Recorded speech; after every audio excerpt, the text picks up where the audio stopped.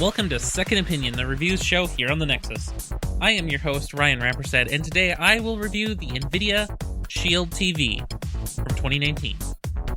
Find the show notes for this episode at thenexus.tv/SO82. Well, welcome back, everybody. It's time to watch TV with your friend, Ryan Rampersad, who doesn't watch TV. You got it. I'm reviewing the Nvidia SHIELD TV. Now, it's funny because I don't watch TV, but I do watch a lot of YouTube videos of various types, and I mostly watch videos on YouTube of other people playing games because I don't have time or any patience for games. So that's kind of why I have this product. Now, there's a further history, but we'll get to that in a little bit. In the show notes for this episode, I've included some links to the various types of Nvidia SHIELD products that have existed. There have been many models, and our good friend Ian Arbuck has actually owned some of these models in the past, and whether it be the tablet version or the actual TV versions, they're all pretty cool, and they've actually been sort of this sleeper hit in a way, where they're popular but not very popular. They're pretty good but not very good. It's a strange product. Now, let's talk about why I'm such a big fan of this particular product, the Nvidia SHIELD TV. So, I'm a big fan because I like remotes. Now, I know it's strange. That seems like a technological throwback to a day gone by when your interactive device didn't have a screen on it, but I'll tell you why that it's so nice.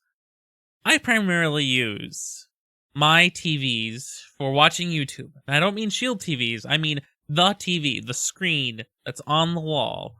I use that for watching YouTube, almost certainly. So, when I'm sitting on the couch or I'm in bed, I am not going to use my phone so much because I'm watching the TV. Now, what's inconvenient about having my phone near me is maybe I left it in another room, maybe it's busy charging, or if it's dark, maybe I don't want to get blasted by additional bright light just to set another video up, or to change the volume, or to do any number of other things. Or maybe I'm very sick and tired of the awful Google Cast interface and all of its quirky bugs, and its annoying loading screens that block user input, even though queuing is totally a possibility at that point in time. There are things that you can do with a remote that you just can't do with a phone screen. You can control it in the dark. You can control it under a blanket. You can control it without looking whatsoever away from the content that you're actually viewing. If you want to hear some dialogue, easy to do. If you want to scroll up and down or scrabble through the timeline, totally easy to do.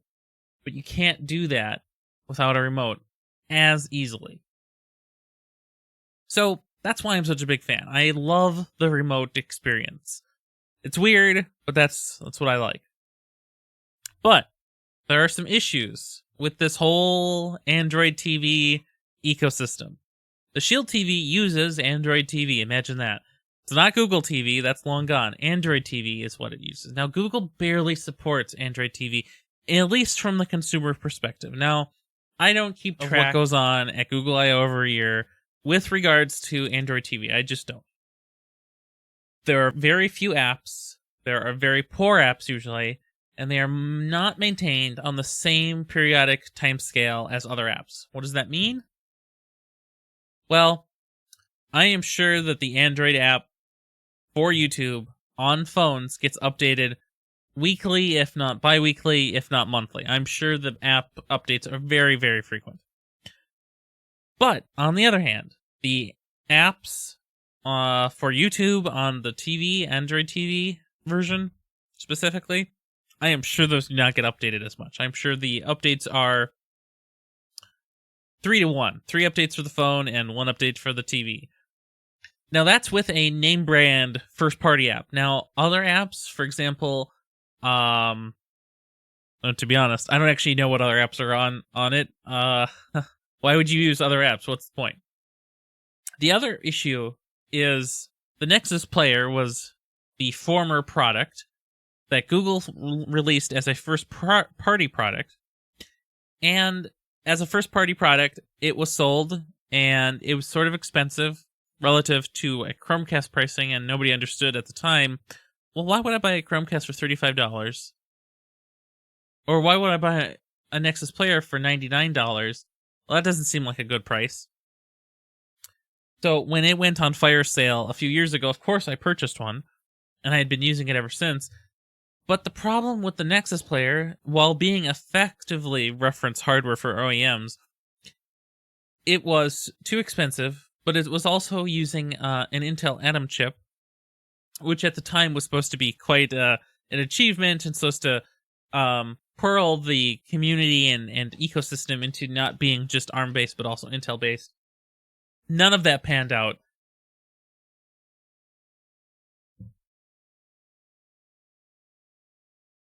And since none of that panned out, support for that product has waned. But what that also means is Google no longer sells its own first-party product. The Nvidia Shield, while it does feel extremely polished and a good testament to what Google is almost certainly looking for from a product with Android TV on it, it's not from Google. And in that way, there's nobody for OEMs to copy from. And what that means is you don't get to enjoy a pristine product. You get to enjoy what a variant might be. Okay, well, enough of that. Let's talk about what the actual Nvidia Shield is like. The model I have is the standard model. There are two models for the 2019 generation of Nvidia Shields. So let's start with the standard model. That comes in at about $150. Now let's ask ourselves, is that too much? Well, the original Nexus player came in at $99 originally at launch, and then eventually this fire sale brought it down to a very affordable price. I believe I picked it up for around $35. It is what you get, and you're actually getting a product that was released sometime recently with a processor that's supported with modern RAM and modern flash storage. So maybe it's a lot, but not only are you getting the tube, the stick itself, you're also getting a new remote, so you're getting almost two products in a way. So it's a price that's not unheard of. Seems okay. So it has 2 gigs of RAM, 8 gigs of internal storage, which is fairly lacking in my opinion, but again, there are no apps, so it doesn't really matter. And the physical form factor of the standard model is a tube. And I don't mean a stick. It's not like a Chrome stick.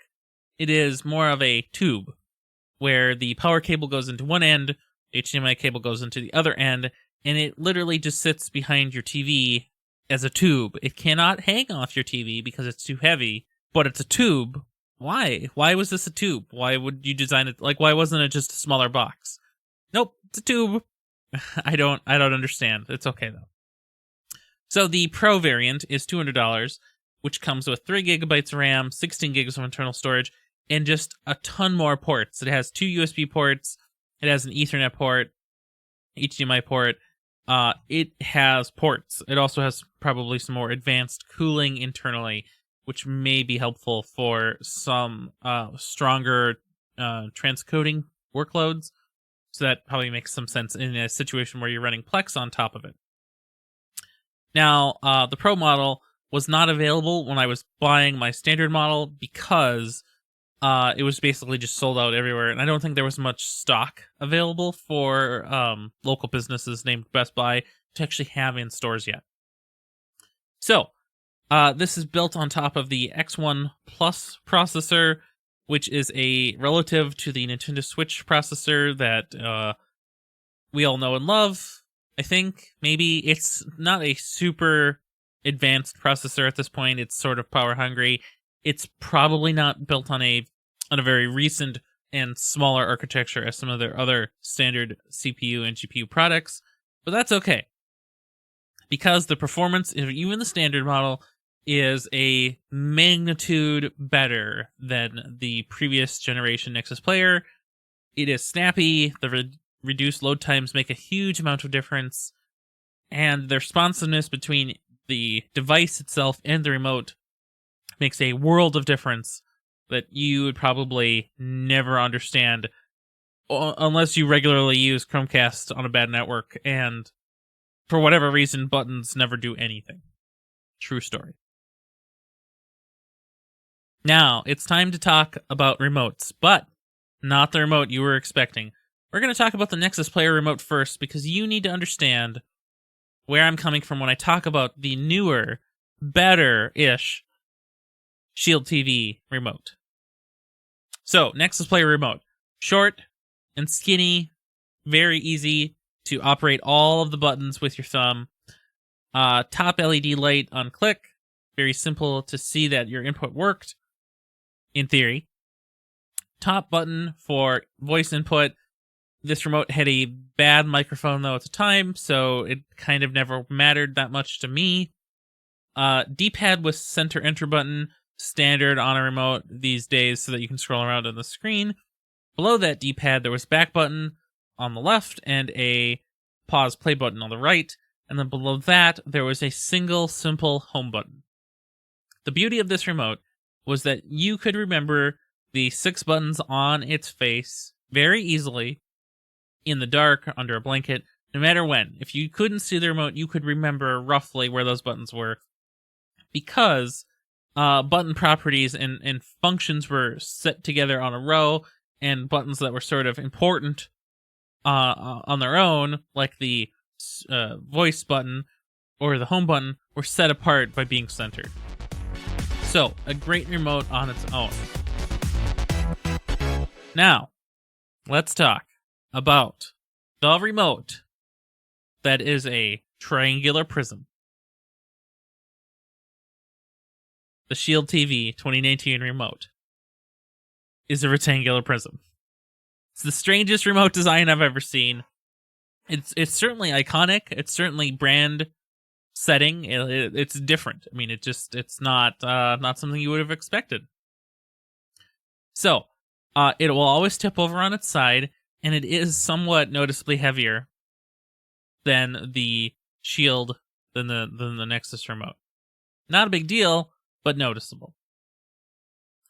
Cool feature that the remote has is that it has a IR blaster, so that you can do volume control from this remote. So you don't need to have necessarily 2 remotes to control your TV and Android TV, Shield TV. In addition to that, it also has a wonderful feature of backlight on movement.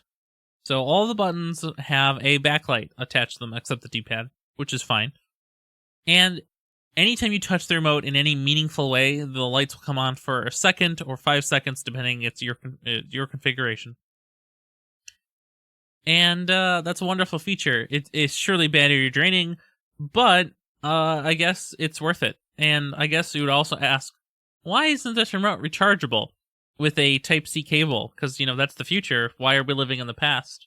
Nvidia. But here's the fun part. So many buttons. Just buttons you didn't even know you needed are on this remote. Okay, we've got the power button, and we've got a menu button. I've never actually used the menu button, so what it does, I don't really know. Then we've got the D-pad with center enter. Not a strange design at all. Then we have where it gets weird. The next set of buttons, we'll go row by row here. We've got back and home. Now, together those seem fine. Those are actually probably the best 2 buttons on the remote. They're sort of within thumb reach at the plane level. Easy to go. Then we've got fast forward or forward skip and microphone voice input. Strange buttons to have in the same row. Then we've got pause play and volume up. Again, 2 strange buttons to have. Not sure what's going on there. And then finally we have rewind or rewind backwards a bit and volume down. And all of those buttons are concluded by the monstrously large and annoyingly always there Netflix button. Now we're going to talk more about the Netflix button later, but let's talk about why this remote isn't as nice as you might think. This remote always tips over.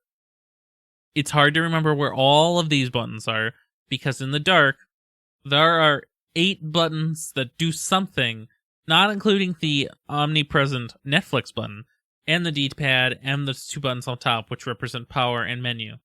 But these 8 buttons have no distinguishing features together, except 2 little nubs on the microphone, voice input button, and the pause play button.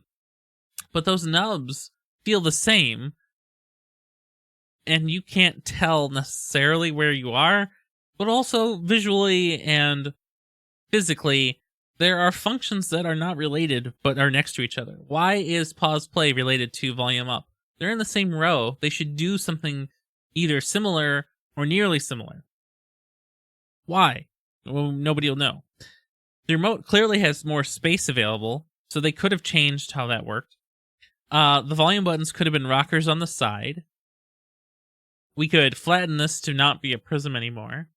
We could put the fast forward, pause, play, and rewind buttons all into one nice row somewhere, maybe under the power button or maybe under the back and home buttons.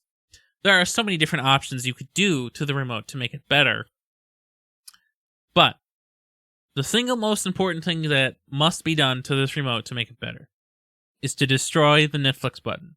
How many times have I reached for the remote and used my thumb to swipe up and feel the nub on the pause play button just to figure out where it was, but pressed down just a little bit too hard in the middle of a video to realize, oh no, I have pressed the Netflix button, and now my video's gone, and Netflix is going to load up and say, blah, blah, blah, watch my videos, blah, blah, blah. It's happened so many times. I would love to see if I could 3D print a replacement cap that would not depress. That would fix the entire remote from being pretty good to effectively very good. Not perfect because of the button layout otherwise, but pretty good otherwise. So, in conclusion, I really like the Shield TV. I never bought into the hype prior to this. I would never use it for games. I wouldn't say that most people should buy it because Chromecast is legitimately good enough for 99% of what people care about using these products for. But I really love the value of the remote, so I'm okay with this. If Google ever made a first-party product, I hope that they would differentiate by making a smaller Nexus player style remote that's simpler, doesn't need to have the backlight maybe, doesn't need to have as many buttons maybe, certainly would not have a Netflix button. But I hope the product overall would be about $100 instead of $150. I feel like that $100 barrier is what pushes people away from this product. So overall, I think it's great, but I wouldn't recommend it for most people unless this is truly what you want. Well, thanks for listening, everybody. It's been a lot of fun. Of course, you can find me just about everywhere, but especially on Twitter at RyanMar, and of course on my website, ryanrampersad.com. You can visit us at our subreddit at reddit.com/r/thenexustv, and of course, you can support us on Patreon at patreon.com/thenexustv. But wait, there's more. You could win Ian's Google Home Mini that he recently reviewed. All you have to do is become a Patreon patron sometime before February 16th, 2020. Anyone who is a patron at that time will be able to get entered into the drawing, and the winner of that Google Home Mini will be announced on the episode of Second Opinion number 83. Good luck to everybody who wants to participate in that. Have a good one.